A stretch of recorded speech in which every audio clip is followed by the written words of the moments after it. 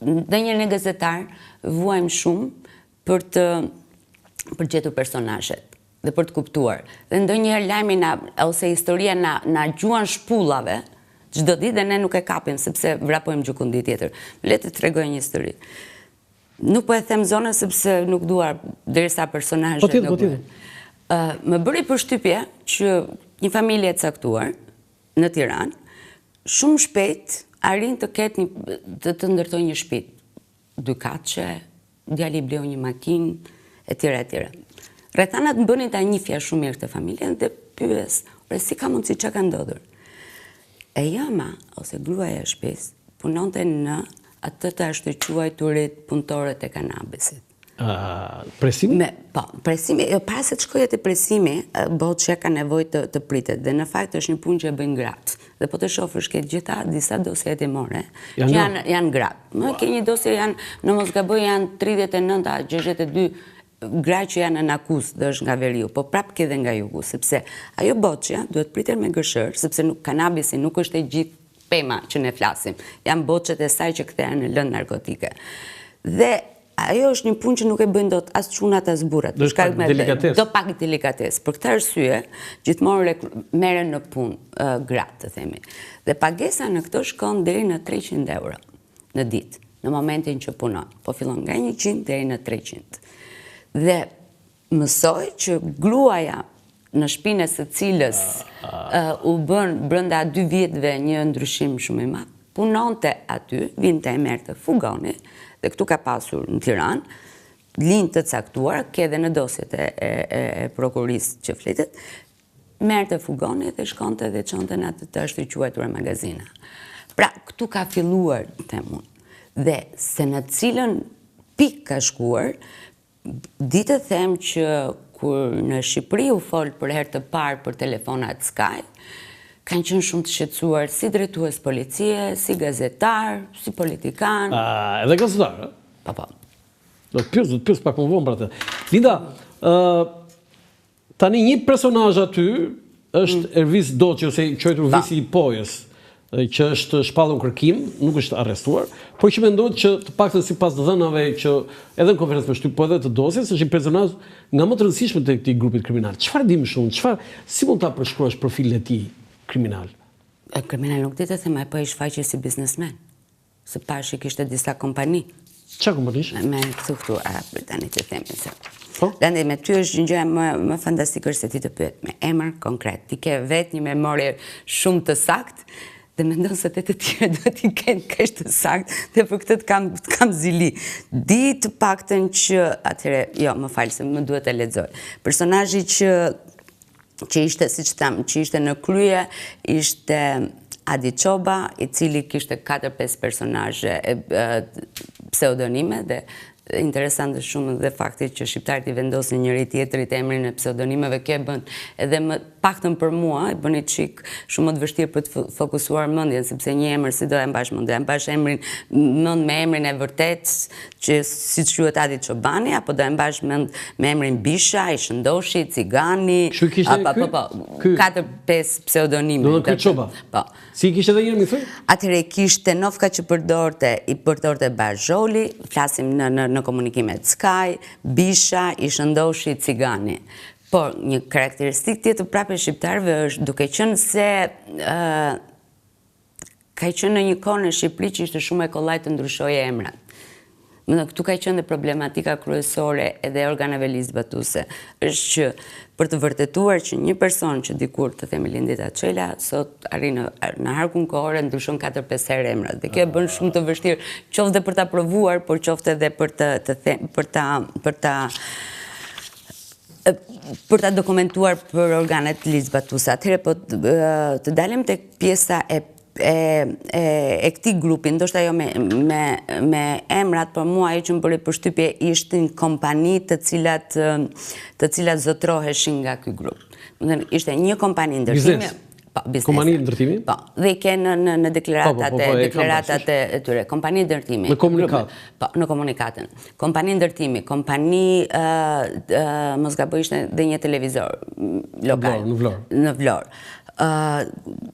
kompani e cila mos gaboj, këtu më të kërkoja pak ndihmën tënde, mos gaboj kishte edhe rroba qepësit, por nuk ditë të them. Pra, burimi nuk është se çfarë ishin këta, çështja është si injektohet kjo para e ardhur në dosje dhe pra po themi, unë e di që ti do fokusohesh këtu, por unë kam lexuar mbi 10 dosje në të cilat linja e ardhjes së parave në Shqipëri, përveç investimeve, kanë qenë të ashtu quajturat linjat e autobusit. Dhe edhe në këtë dosje, të paktën dëshmohet. Unë do ta bëj pyetje do të jemi pak më të strukturuar. Tani, si bësh pastrimi parave, sepse shifra e deklaruar ishte një 500.000 euro. Ajo që ka shkuar në si shkoi atje, Linda? Edhe në këtë rastin këtu, ndoshta unë nuk jam treguar e vëmendshme, por nuk pash detajet të sakta se si ka shkuar kjo para aty. Por gjithmonë format e pagesave. Grupet kriminale përdorin, të themi, janë shumë kreativ. Një formë e pagesave, si të thash, dikush del garant atje dhe bëhet pagesa dhe vazhdon xhirimi. Dikush mund të jetë janë në qoftë se një trafikant duhet bëjnë pagesë në një shtet, fjala vjen edhe në Itali. Po, në Itali. Atje del një biznesmen garant dhe bën ai pagesën. Po ky si pagon biznesmeni pastaj? Pastaj gjen në forma të tjera. Rëndësishme është do shkojë droga të shitet. Jepet paraja atje. Jepet paraja, pra, dhe këtu është dhe pjesa e fitimit se ne ndam. Ta zëm në qoftë se në treg, ti arrin të sigurosh një pagesë të them ose një sasi prej 30 kilogramësh kokainë. Për rëndësishme për ty është që të kesh tregun gati. Por në momentin që ti e shet këtë pasuri, pastaj bëhet të themi pagesa kthehet mbrapsh. Në momentin kur është të garantuar shitja. Dhe kjo ka bërë që, si të thash, grupet që kontrollojnë prodhimin e lëndëve narkotike në vendet e Amerikës Latine janë liberalizuar, si të themi, tregun, janë bërë më kreativ dhe ata. Dhe kjo ka bërë që të ketë një derdhje apo një lum apo një sasi të konsiderueshme lëndës narkotike që vjen në Europë. Megjithatë, Landi, të lutem se asnjëherë ne nuk e përmendim. Është për të shqetësuar edhe mënyra se si po ndërtohet shoqëria në vendet e Europës, sepse ky biznes ka një kërkesë lartë. Pra, unë duke thënë që kërkojnë evropianët drogë. Po, se përndryshe për ta konsumuar. Është rritur konsumimi. Është rritur konsumimi. Në të gjitha statistikat, nëse ti do marrësh, sepse bën Europoli statistikat. Statistikat e konsumimit janë rritur, domethënë. Po Shqipëria është rritur? Po. Është treg dhe Shqipëria? Po. Është treg. Jo tregu në kuptimin që do garantoj sasi të mëdha të ardhurash. Në kokaina përdoret për të krijuar më shumë është një treg për të krijuar më shumë connected, në kuptimin në mbrëmje të caktuara afro, po jo të jetë treg. Sigurisht që tregu, sepse kushton, nuk është një gjë që nuk kushton, që mund ta blejë çdo i ri dhe çdo kush kollaj. Linda, ju e thatë që kemi 3 bashkëpunëtorë të drejtësisë, mes tyre dhe Nureddin Dumani, që kanë ndihmuar në zbardhjen e kësaj çështje. Si ka funksionuar ky bashkëpunim? Si u bën këta të penduar? Si u bën bashkëpunëtor? Sepse i bie tani që kur ka një grup kriminal, drejtësia piketon dhe synon dhe përpiqet që të bëj bashkëpunëtor të drejtësisë. Si funksionon kjo? Domethënë, nëse do rikthemi kohës, Dumani u arrestuar rastësisht, të themi, në kuadër të operacioneve ose të sulmeve që policia kishte për Elbasanin. Sigurisht si funksionon? Funksionon në sistemin juridik dhe procedurial është që prokuroria i garanton personazhit mbrojtje. Ati dhe familjes së tij. Në këmbim të dhënies informacioneve të sakta për... Ato janë prova? Jo, nuk janë gjithmonë prova. Nuk janë gjithmonë? Domethënë, prova jo në aspektin juridik. Janë dëshmi, të cilën ndihmojnë... Sepse ishin nga brenda, ka qenë pjesë? Po, pra ndihmojnë, për shembull, në rastin konkret. Në rastin konkret, dëshmia kryesore e zotit Edumanit vlente në 2 aspekte kryesore. Që ka ndihmuar drejtësinë në dekriptimin apo në identifikimin e kodeve të mesazheve. Kjo është ndihma kryesore dhe më pas ka shpjeguar ku janë bizneset, ku janë lidhjet, por që gjithmonë këto prova këtu duhet merren si indicie me për prokurorin. Dhe në rastin konkret... Si ajo që thëmë për skajtë sësoj, që duhet Gjithmonë duhen disa. Duhen disa. Pra, dëshmia kryesore te komunikimet, nuk e di sa ju jeni familjar në komunikimet Skype. Pra, ekziston... Si jam familjar fare.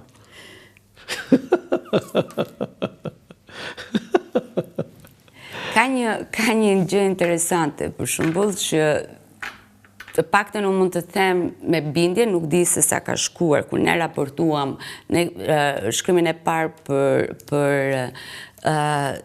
komunikimet Sky kemi bërë në shtator të 2024. Në shtator të 2024 të mund të them me bindje absolute që organet ligjzbatuse franceze kishin arritur të dekryptonin vetëm 15% të gjithë komunikimeve të cilët janë... 15%? Po tani? Nga nuk di ta them të informacion. Mund të jetë po, mund të shkuar 20. Kjo është pra që duhet të them. 80% janë? 80%, nuk po flas për Shqipërinë, po flas për të gjithë platformën e komunikimeve Sky dhe të cilët janë në duart e sistemit të drejtësisë. Tani, pra, roli i Dumanit këtu ka qenë shumë i rëndësishme për identifikimin. Vetëm Duman, po dy të tjerët? Nuk kanë qenë të përmendur këtu. Këta dy të tjerët kanë shërbyer për shembull për dëshminë në ngjarjet kriminale në Elbasan. Një tjetër ka të shërbyer. Është sigurt tjetra e tyre tani? Unë besoj se është në integritetin e shtetit shqiptar të marrë masat për sigurimin e jetës së tyre. Nuk dua të flas, sepse po ta vazhdoj fjalinë, unë e di kam frikën që publiku do më thotë pse ky vlerësim i lindës ndaj këtyre personazheve të caktuar këtu.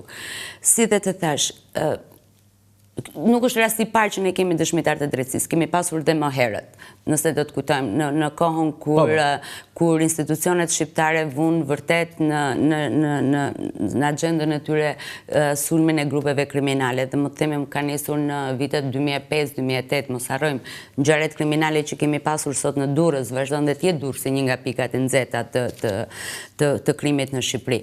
Pra, këto personazhe në krahasim me vendet e tjera, qoftë në Europë, qoftë në Ballkan, janë të pakët të penduar te drejtësisë. Siç edhe të thash, këtu janë shumë të pakët dhe njerëzit që besojnë te drejtësia, apo edhe njerëzit që japin informacione të duhura, qoftë për median, qoftë edhe për organet ligjzbatuese. Është çështje besimi, nuk është çështje besimi, unë nuk e di. Por di që në vendet e tjera, më falni që po e marr, në vendet e tjera forca reaguese e qytetarëve, qoftë nëpërmjet pjesëve të media apo të organet ligjzbatuese është shumë më e fortë.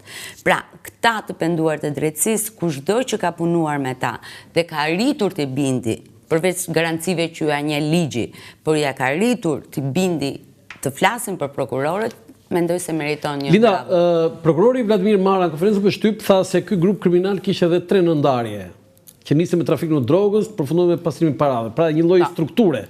Dhe për herë të parë del grupi kriminale shqiptar me një, po themi, strukturë jo të qartë, jo të tipit të organizatave mafioze, siç ka Cosa Nostra që ka ato piramidën e saj kryetare e ato nëndarjet, por gjithsesi ka një ndarje. Pse nuk quhet organizat mafioze, po quhet organizat kriminale?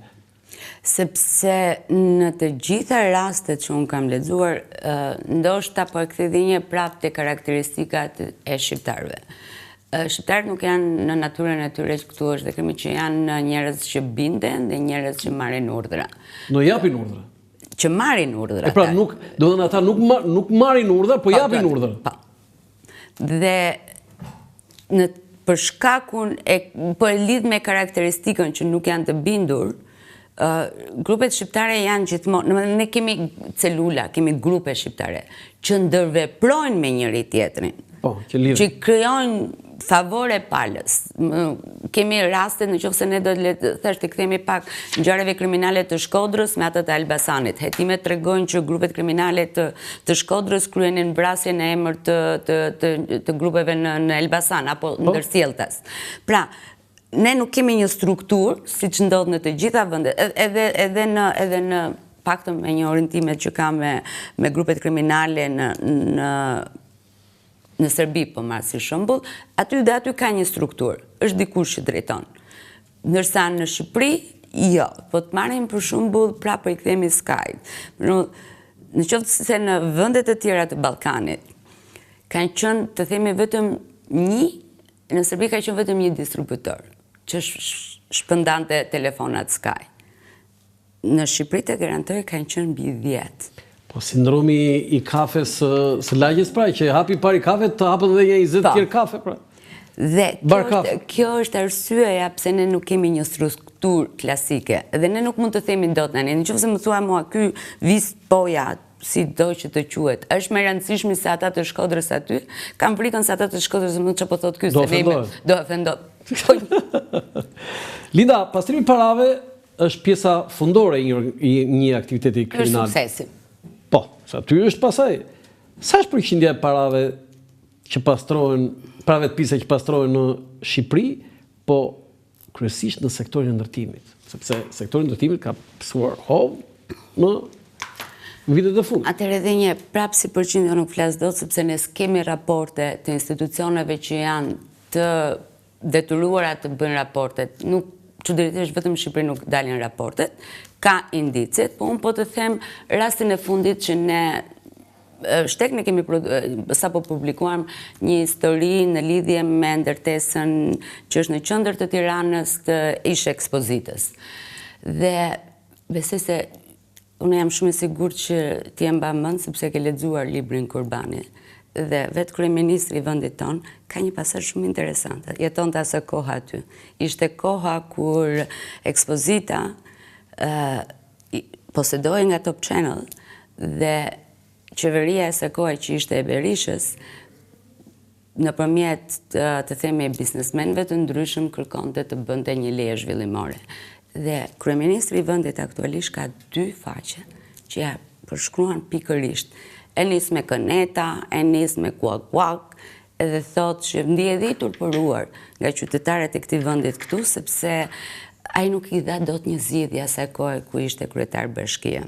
Madje bëj edhe Kasandër, sepse paralajmëronte që këtë ndërtesën këtu do ta bëj njerëz të cilët do kenë përfitime të shumëfishta. Dhe hetimi çfarë rezultoi pash të gjitha dokumentat ligjore të dosjes me Top Channel dhe një media nga më seriozet që ne kemi në vend në asaj kohe, ka qenë avangard e medias në Shqipëri, e humbi gjyqin sepse kishte të bënte me ministrinë, me institucionet, dhe çuditërisht po prap kryeministri që asaj kohe banonte në atë lagje aty dhe fliste për guak-guakët e biznesit, miraton këtë lejen. Dhe ku t'ja jep?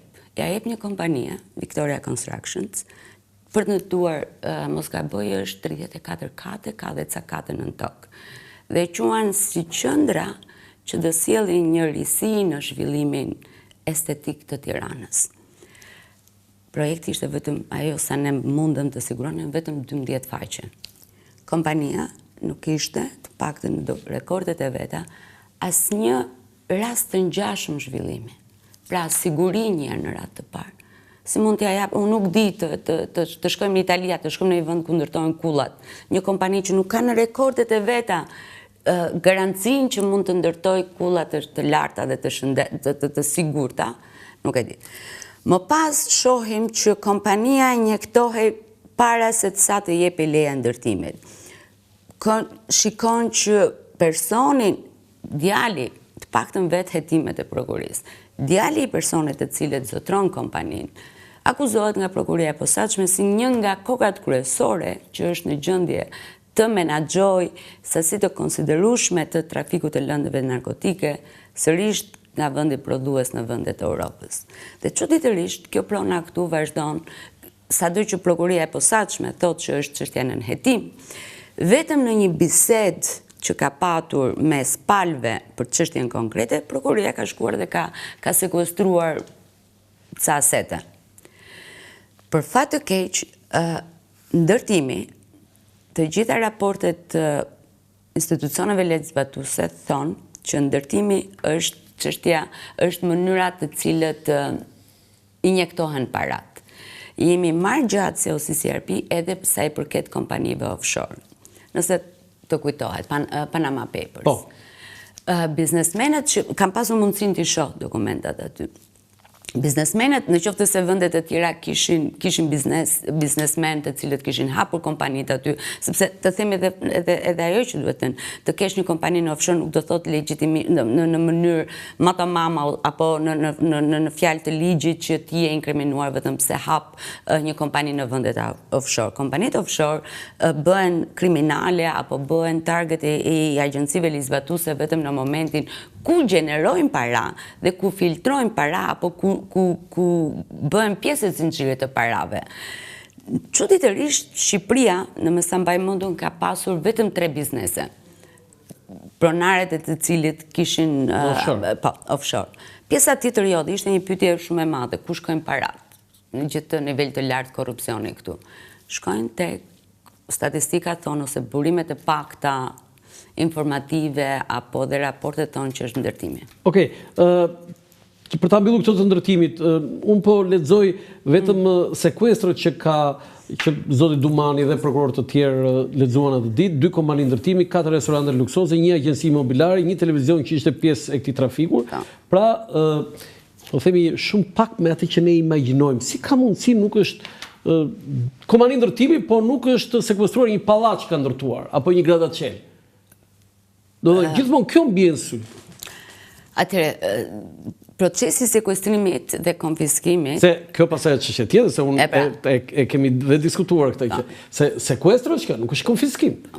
Po sfida nuk është... Sa është konfiskim? Po pra, në qoftë se unë gjithmonë merre me rezerva të deklaratave e institucioneve ligjvatuese, nuk më pëlqen të përdor statistikat e sekuestrimit. Sepse më duken më shumë deklarata që shërbejnë deklarata PR-i për institucionin në fjalë për të thënë që po punon. Por shumica e njerëzve nuk e kuptojnë fare, nuk e dallojnë, nuk e bëjnë dot dallimin sekuestrim me konfiskim. Konfiskim është kur e merr shteti. Sekuestrim është kështu, ta pinë çikun nga shisha jote. Po shisha jote u ishi yti. Ai resorti, të kujtohet ai resorti në jug të vendit. Që u sekuestrua. Ka dhe vendim konfiskim. Edhe konfiskim. Po? Ndërkohë, me që isha vetë atje, pak të njerëzit që kanë marrë me sekuestrimin dhe konfiskimin, thonë që në qoftë se një objekt është i konfiskuar, nëse paku duhet ketë një shenjë dalluese. Duhet ketë një administrator që merret aty. Po sigurisht. Ndërkohë, prap në dëshminë vetë të parë, është shumica, ka dhe raporte, edhe të KLSH-s, raportit të kontrollit të lartë të shtetit, thuhet që shumica e objekteve të konfiskuara, jo të sekuestruara, posedohen sërish nga personat, të njëjtat persona.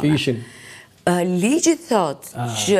Duhet kjo është shmëra të konfiskuarat, janë raporte zyrtare, i disponojnë përsëri ata që kishin. Po. Më fal, Volgën e mban mend në Durrës? Po. Sipas policisë ose jo sipas vendim gjykatës, personit të cilët e ka poseduar të pronë është nëpërmjet dhunimit, nëpërmjet mashtrimit apo nëpërmjet falsifikimit të dokumentave. Sot s'dihet se kush shteti nuk e menaxhon. Nuk menaxhon shteti.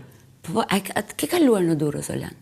A ke parë që është një nga, domethënë, po ta lexojmë historinë, ish Hotel Mestiko ka qenë një nga hotelet më të bukur të Durrësit. Po të Shqipërisë fare. Ose dhe të Shqipërisë në këtë vit.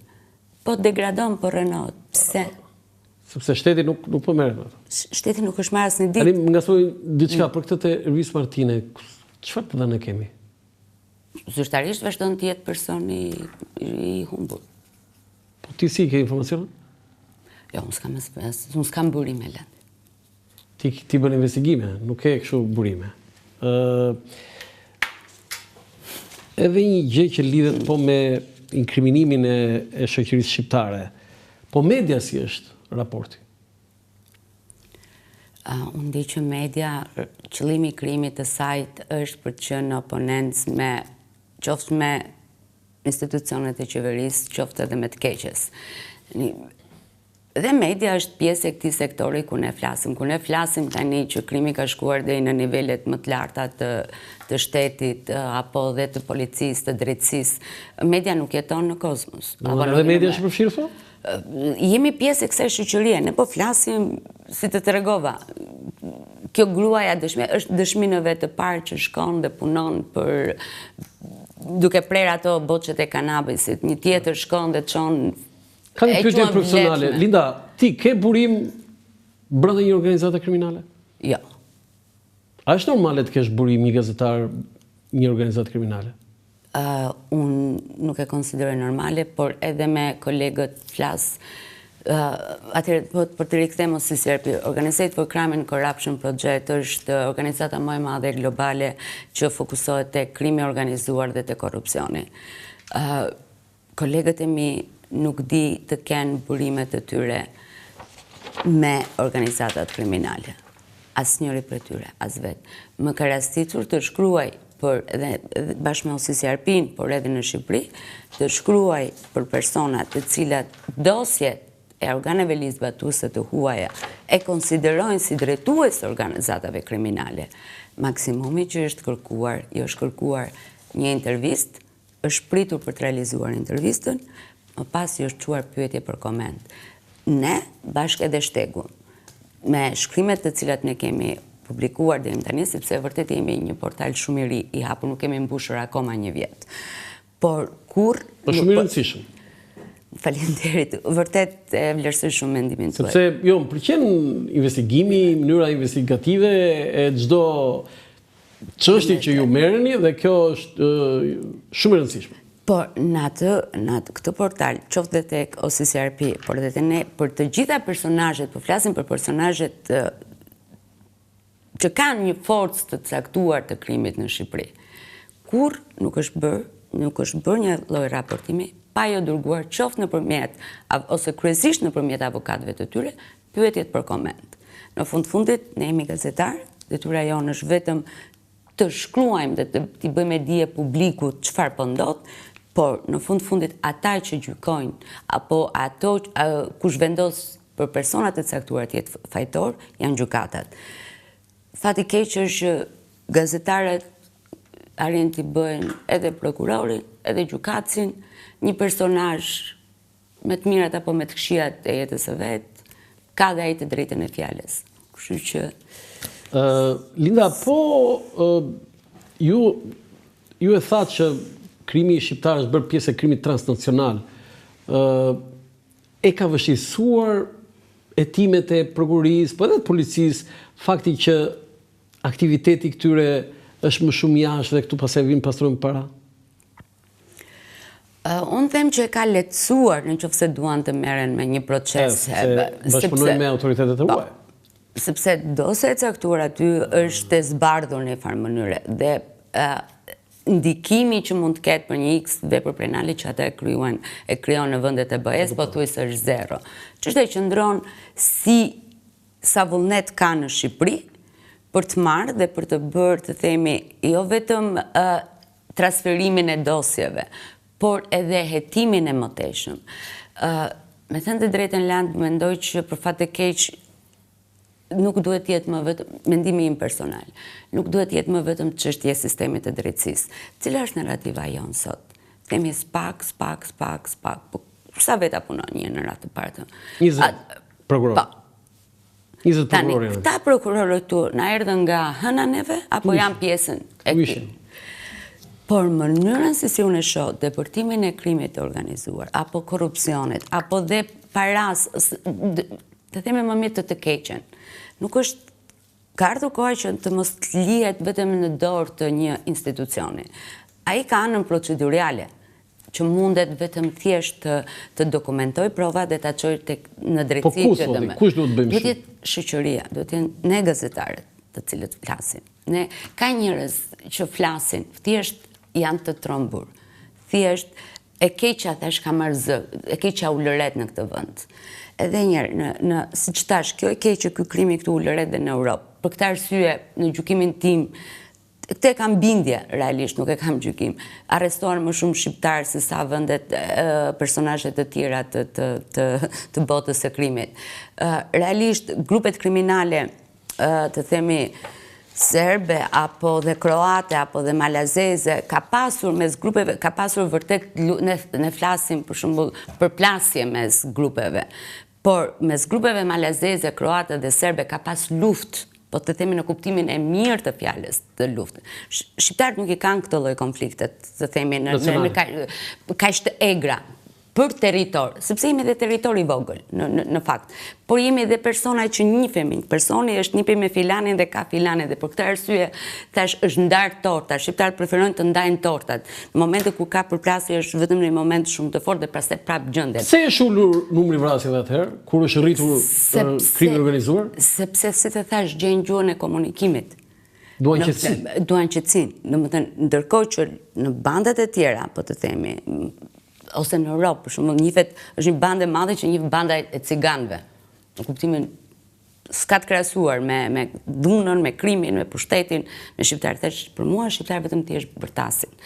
Nuk jam duke thënë që s'kan fituar territor, po absolutisht, sepse territorin e fitojnë nëpërmjet faktit që kanë mundësi të garantojnë rrjet, të garantojnë komunikim. Një shqiptar i Italisë me 2 telefonata mund gjej një 5 të njohur brenda në portet kryesore të Gjermanisë. Po kështu edhe ai që ka shkuar në Amerikën Latine, unë të them Lando më duhet, më gjet 2-3. Kjo është mënyra si komunikojmë, prandaj nuk ka dhe Për ta mbyllur, Linda, je optimiste apo pesimiste për luftën ndaj krimit të organizuar? Jam optimiste për sa i përket punës së bërë nga institucionet ligjzbatuese, jam shumë optimiste kushdo që të jetë në krye të SPAK-ut do ta vazhdoj këtë luftë, sepse si dhe të thash janë po e çoj nga shtatori deri tani në dijenim, po e themi by default, 1% prej 5% po e çojmë në 20, por ka një sasi shumë të madhe të komunikimeve të botës së krimit, ku tregon mënyrën se si lidhen marrëdhëniet e krimit, aktivitetet e tyre kriminale. Ka politikanë aty? Në vende të tjera janë vendosur para drejtësisë politikan. Çuditërisht në Shqipëri nuk kemi parë asnjë akoma. Presim? Si dhe thash, në dijenin time është zbardhur komunikimet në masën 20%. Po 80%, aty pastaj duhet bëhet nami, po se me politikanë bëhet zyrtar të lartë. Ndaj thash jam optimiste. Edhe tani në fund lajmin, të falenderoj shumë. Falenderoj ty për bisedën. Bisedë shumë profesionale, e çmoj shumë fjalën tënde. Linda, të uroj gjithmonë suksese në punën tënde. Ti je një vajzë, një kolege e ndershme, punëtore dhe me gjitha e sakt. Kjo është ajo që ke fituar këtë status.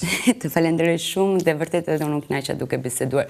Dhe vërtet më lejo të bëj një thirrje, nëse do flasim për rolin e krimit dhe korrupsionit, nuk duhet jetë një detyrë që duhet ta lëmë vetëm një institucioni. Është nevoja e gjithë shoqëria. Sepse kemi fëmijët tanë, jetojmë këtu, është çështje sigurie publike, nuk është institucionale më. Faleminderit për ftesën. Ndoqet një intervistë me Lindita Çelën, drejtuese e shteg.org, por mbi gjitha një gazetare universale, sidomos për krimin e organizuar. Faleminderit edhe një herë, të nderuar teleshikues, ky është emisioni im për sot nga unë Roland Qafoku, mirupafshim.